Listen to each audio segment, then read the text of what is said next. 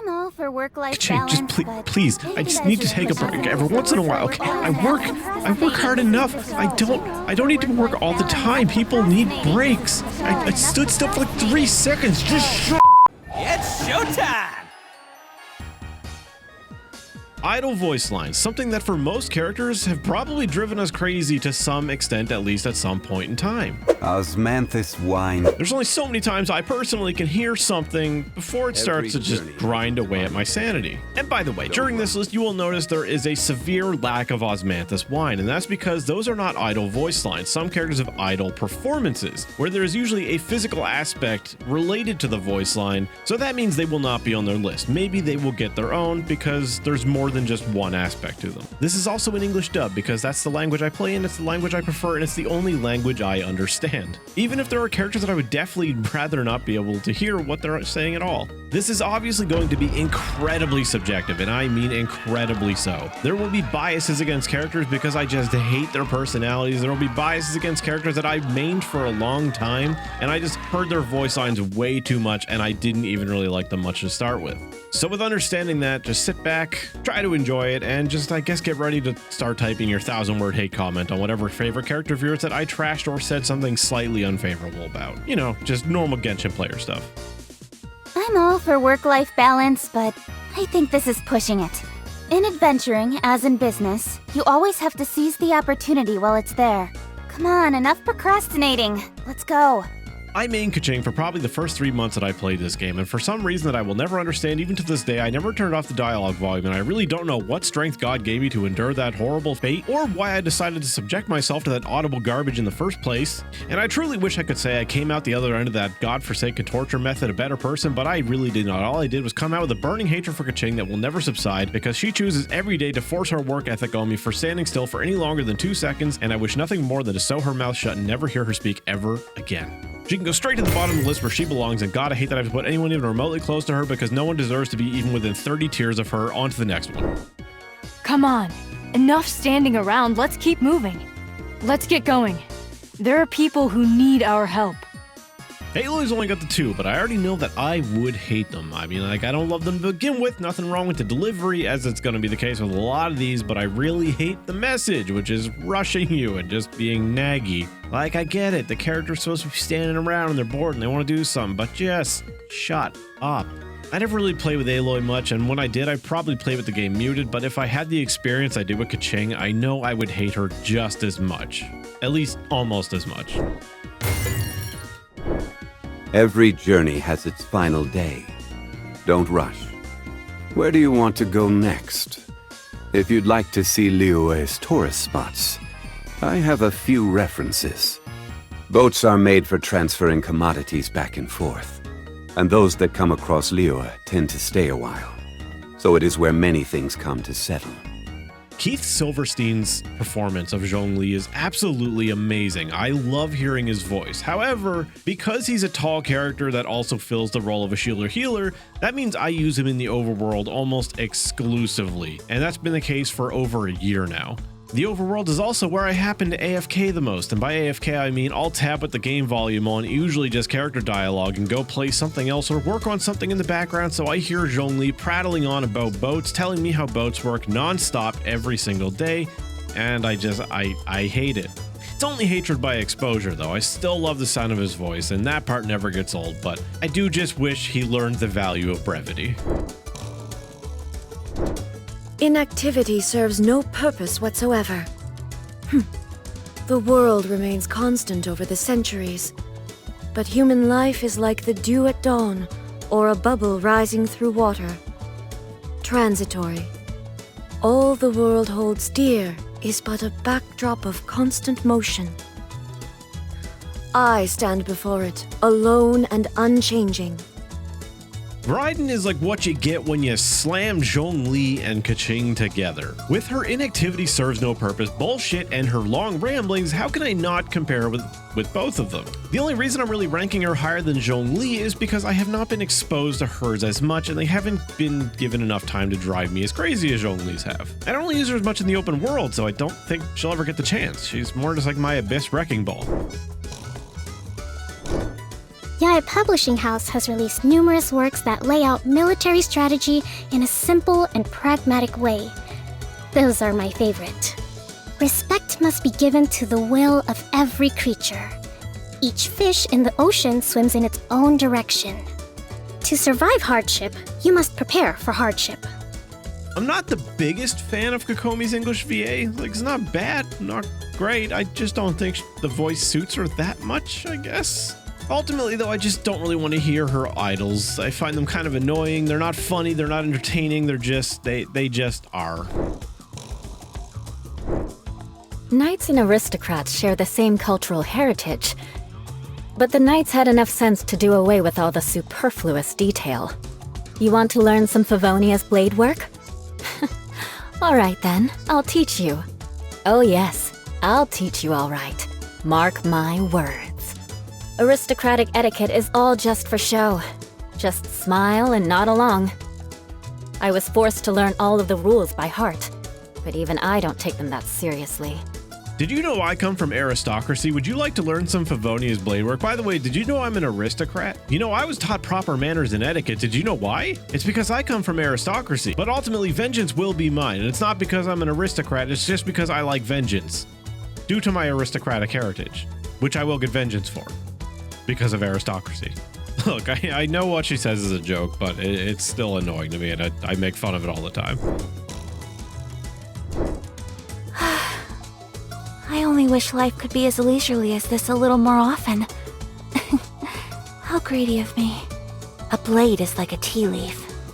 Only those who sample it many times can appreciate its true qualities. So this is a day in the life of the traveler. I'm learning more about you all the time. Every time Ayaka says blade, I get horrible flashbacks from before when they nerfed her idol performance and it just played over and over and over and... Guess we can rest a bit. You should really bring the Knights of Favonius with you next time. I still have a lot to do with the guild. How about you take a rest while I go back? I don't know much to say about Deluxe, but getting told to bring the Knights of Favonius with you instead all the time is kind of annoying. But other than that, you know, not bad. Astrologers must rid themselves of material desires. Only by ridding oneself of clutter can one see the true world around them. Fate is called as such, for it cannot be changed, nor can it be reversed. It can only but be accepted. Divination is about precisely foretelling one's written destiny. Over-embellishing that fate only leads to misconception. Mona is kind of like Fischl, but without the fun eccentricities. That just leaves her being a little bit long-winded and a little pretentious sounding, you know, not exactly the best idols, but not the worst. I'm sure I've forgotten something. Not to worry, I'll simply send someone to fetch it. As soon as I remember what it was. Everything's in place and they've taken the bait. Yes. Now to start reeling them in. I have to stifle a smile every time I remember the look on my retainers' faces when I informed them of my plans today. Panic-stricken, but unable to muster the courage to say anything in opposition. Yes, this was a fine idea. A lot of what Ayato says ends up being funny, especially when he shit talks us for opening chests and he's just like, ugh, you want this stuff? Idol voice lines, on the other hand, you know, they can be kind of funny. He has his moments, but they are a bit long. I mean, one of them is 16 damn seconds, and while we have other characters that are that long, they usually make up for it being a little bit more entertaining. So as far as I'm concerned, he loses some points for that. Reduced to just standing around. How absurd. The damned will sooner die again than lay a hand on me. Those memories. So dark. Xiao's third voice line sounds like me waking up in the morning, but it's not from like night terrors or horrible flashbacks, it's just from back pain from being old. I also think his first voice line is an amazing way to handle being annoyed about standing still and doing nothing, unlike a certain character. All in all, he keeps them short. I like them, despite the tier I am putting them in, I do like them. This scenery is wonderful. Surely enough to convince anyone to become a wanderer. There are leaves around, and I know just the tune to accompany them, if you wish to hear it. Wherever in this world I roam, I carry memories of my home. This blade, it is the last link I have to the land of my birth. Kazuha's just got a very calming voice. Always pleasant to listen to, and I never really get tired of it, except for his idol performance, but he's spared from that in this list. Personally, I think the idea of things staying the same forever is quite beautiful. But alas, that is simply not the way the world works. Traveling to other worlds is all that anyone seems to be writing about these days. Goodness knows what they find so disappointing about their own world. Most humans could have the entirety of their fleeting lives chronicled in but a few short lines. Their stories really make for terribly dull reading. Despite feeling personally attacked by her last voice line, I will say that Yae has a very calming voice, and she could quite frankly be reading me the periodic table of elements in its entirety, and I'd probably be okay with it. It's so nice to de-stress. If you lie on the grass, you can feel the heartbeat of the world. Should we really be off work this early? There is still a lot left to do. The Kachink, this is how you be a workaholic and not be a toxic prick about it. Still not a good thing to be, but it's an improvement. Ganyu at least knows how to de-stress, and doesn't sound like a manager at a fast food restaurant. It's time to move on. We shouldn't stay here. I do hope the Knights of Favonius are all working hard. Onwards! We have work to do! Jeans are so short that there's barely anything to dislike and barely anything to like about them. They suit her personality and they sound fine. What a view. How about a quick break so I can sketch this beautiful scenery? The truth of this world. What could it be? Going out into the world and investigating, turning the unknown into the known. I miss this feeling. Another really calming one. This time I like the voice a little bit more than others like Yae and Kazuha. Again, really fitting dialogue to the character, just nothing overly entertaining, but that's it. The assumption that every person has somewhere to call home is naive. I got used to living in the mountains alongside the birds and beasts a long time ago. Mind be purged, world be saved. My pole arm doesn't distinguish friend from foe, and there is clearly a limit to the Red Rope's power. That's why I loathe crowded areas. I too hate crowded areas, but unlike Shenhe, I'm not overcome with the need to murder people or the desire to murder people. But I just really like her as a character, and I like her voice lines too. They're easy on the ears, and I don't know, they're entertaining in a very murdery kind of way. If we've got nothing else to do, why don't I tell you a story? Have you ever kept goldfish as pets? They're very cute. Fireworks are for now, but friends are forever. 100% carried by the goldfish line. Sure, I'll play you another tune, but it'll cost you an apple. Right now, I wish I was sitting at the top of a tree, looking out over a meadow, cider in hand. Come on, traveler, let's go! The world is full of lost ballads just waiting to be rediscovered. Venti just exudes that carefree attitude, and you know what? I really dig that. I also just think Erika Harlacher just nailed Venti's attitude and just really delivered all of Venti's lines just so well. Wanna come over for tea?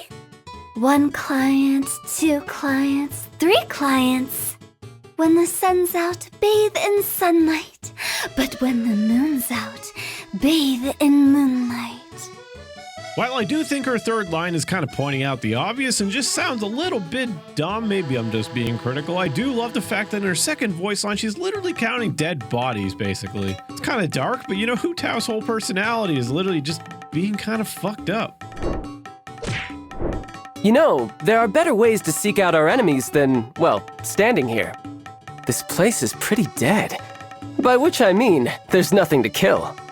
I wonder what the rest of the Harbingers are up to. Plotting and scheming on an ever grander scale, no doubt. Where I'm from, if we didn't keep moving, we'd freeze to death. Literally.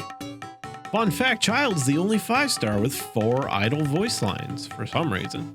I've always loved his line about the place being pretty dead because there's nothing to kill, because that is me in video games. If there's nothing around to kill, I'm probably pretty bored. So, you know, Child's always fit me perfectly in that sense. Hey, do you know what? Neither do I. I already forgot. Let's go somewhere cooler. 1, 2, 3, 4. 2, 2, 3, 4. Trailing off and forgetting what you're saying in the middle of a conversation and always wanting to be in a cooler location is just me in a nutshell. The only difference is I'm not a rotting zombie. I just feel like one. This is just my regular reminder to be sad that Chi-Chi isn't a better playable character, and that's probably never going to change. And I could play her anyway despite her being bad, and well, to that I say... Clee was a brave girl today. I found a really weird-looking lizard. Want me to show it to you? Do you want to come fish blasting with me? I'll get grounded for a whole day, but it's way worth it because the fish taste so good. Explosion inside city wall. Grounded be thy woe. Explosions can hurt people. June can be dreadful. Mondstadt be bombed. Clee be doomed. Those are the survival rules that the Knights of Favonius gave me. If you don't like Cleese, I swear, you just must not have a soul. He's a lovable little arsonist. And come on, like, even though her third idol is 17 seconds long, it is worth every second, and I never get tired of it. And I heard that shit a lot, almost as much as I heard Kaching's voice lines, yet I am not sick of them. That is a testament to how amazing they are. Arataki numero uno Ito here in the flesh. Ha Best flavor in the world? The sweet, sweet taste of victory. And that's why I've never spent a single mora on any of my snacks. I've won them all fair and square. That's right. Don't underestimate the beetle. They can be some of the toughest little guys around. Yes, you can. Yes, you can. Want to know what's on this beetle's diet? Sweat and tears, that's what. That's how it gets stronger. I think we can all learn something from that.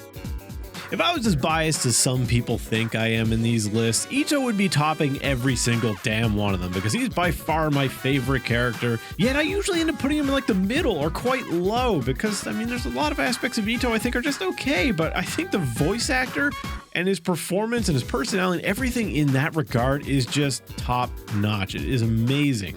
Klee was a very, very close second. I've always had a soft spot for Klee. I love Klee, but Ito just, oh, he's perfect. There we have it, one long-ass video done, but there's only so much I could do to keep it short. Please do me a favor and like and subscribe and comment down below. Let me know if you like this video. Let me know if you'd be interested in other tier lists like character demos or whatever else. Demos seem to be one that a lot of people like the idea of, but that could be a really long-ass video, longer than this one. I have so much more planned than just tier lists for this channel, but people keep wanting them and I enjoy making them, so, you know, who am I to say no? Links to my socials below where you can find ways to support me like Patreon or YouTube membership. Ultimately, just thank you for watching and I will see you in the next one.